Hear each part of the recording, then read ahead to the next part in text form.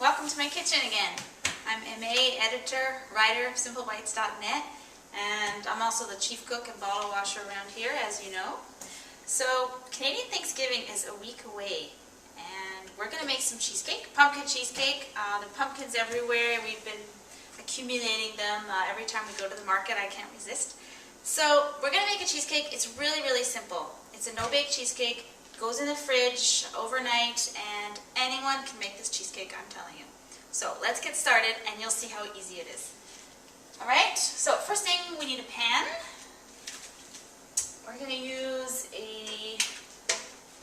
one like this, springform pan. We're actually going to use the smallest one. I think this is 7-inch, because I like my cheesecakes to be a little taller, a little fatter. The bigger the circumference of your pan, the thinner your cheesecake is going to be. So we're going to go with that one.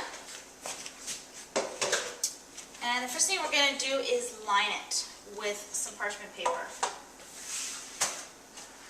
And I'll show you how professionals do it. Rip it off. We're going to fold it in half.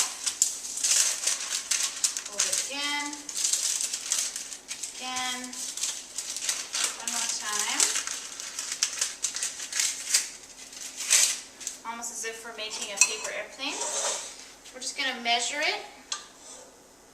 We're just going to measure it to the bottom of the pan, kind of just the radius. Give it a quick cut. So we have a little V like that. Open it up. And voila, our pan is lined. Okay, so that was pretty painless. Now I'm going to just rub a bit of butter on the pan with my hands. Why not? Just a bit. Stick this on the bottom. And it's ready to go, and we'll do our crust.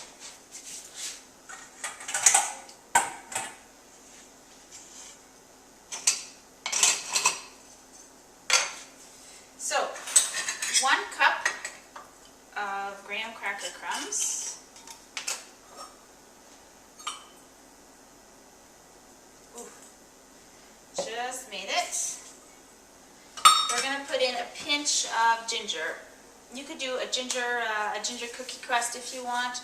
I'm going to go traditional, but I'm going to add a bit of dried ginger just for fun.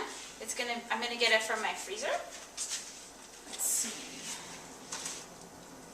Go, yeah.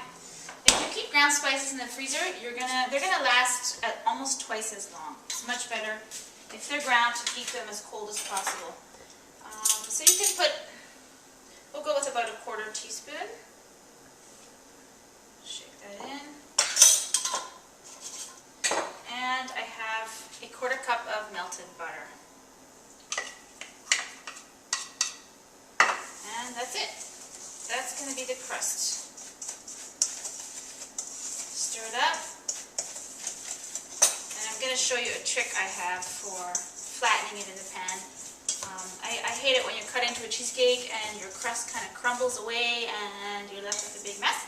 So I like to tap my cheesecake really, really firmly, and it always holds together really well. Okay, you can come in a bit closer if you want to see this. We have our liner, which isn't really sticking, so I'll add a bit more butter.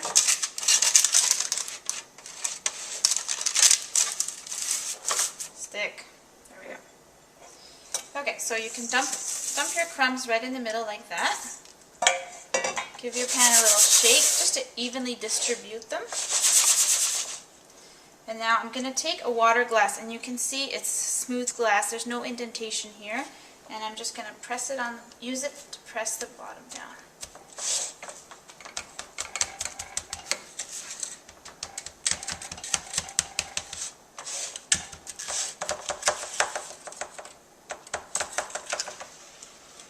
That's it. Now I don't like my crust to go up on the edges. For me, the crust is really just to transport the cheesecake to your mouth and to keep it all together. So I don't put my crust up the sides. I just leave it like that, and now it's ready to go in the oven.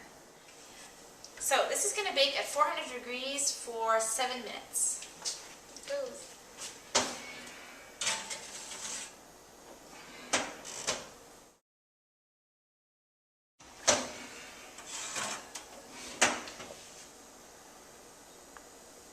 Our crust is nice and golden. Looks great. We're going to let it cool here for a bit while we make our filling. So for our filling, we're going to start with 2 packages of cream cheese and a half a stick of butter, unsalted butter. And this is pre-softened. It's been at room temperature for a couple hours. That's going right in the mixer.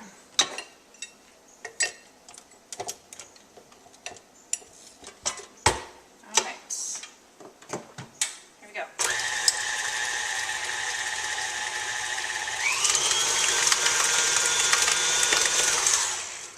You can stop and scrape down the sides every once in a while, and it's going to get nice and creamy.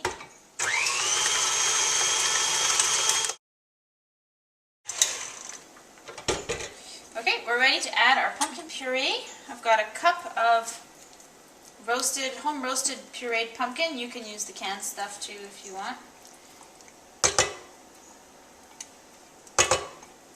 I'm going to add that.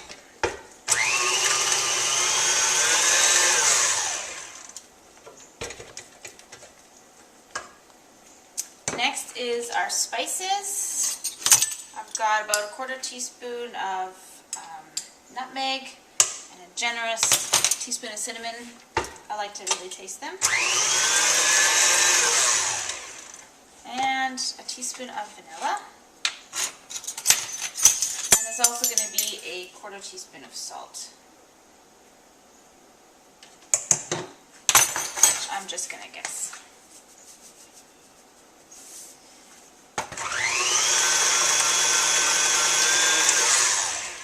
Scrape down the sides. We're almost done. One more thing. Our last ingredient is powdered sugar. A half a cup of powdered sugar, which we're going to sift. Just to make sure there's no lumpies. Nobody likes lumpies. And, oops, carefully put it in. Combine it.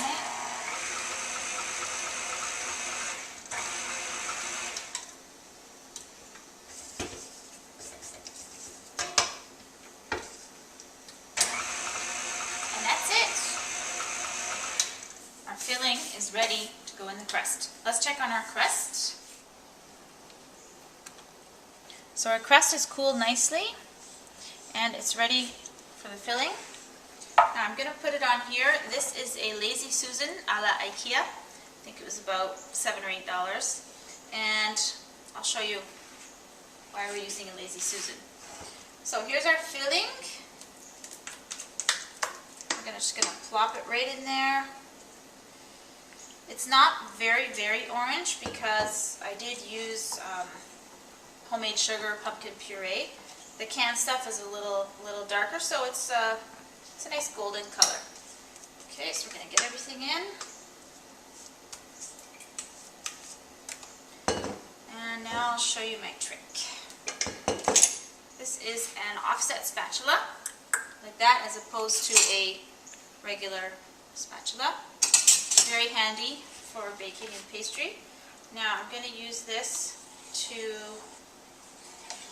smooth the top of my crust. I'm going to kind of basically smooth it out.